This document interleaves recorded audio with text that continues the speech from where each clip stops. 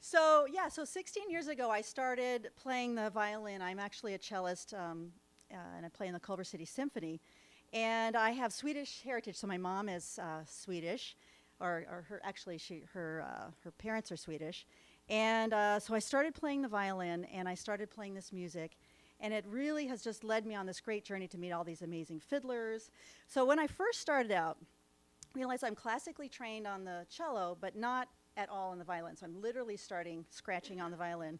And so I had my first workshop where we learned tunes sitting in a circle, just like the old days. And we had these fiddlers from Sweden teaching these tunes. So this is one of the first tunes I learned. And at the end, I had smoke coming out of the top of my head. So this is a Halling from Härjedalen, which is also an end table at IKEA.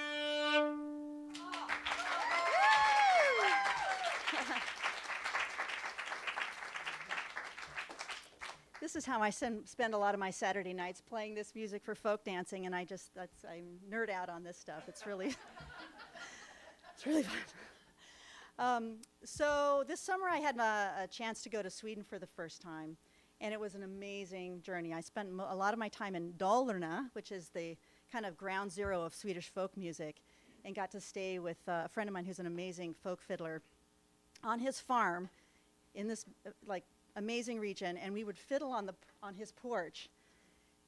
Literally, it never got dark. And so one of the tunes we played was this tune, and this is one of my favorite tunes from a region very close to where I was at called Orsha, and this is called Lorix, and it's very, well, I'll let you see what you think.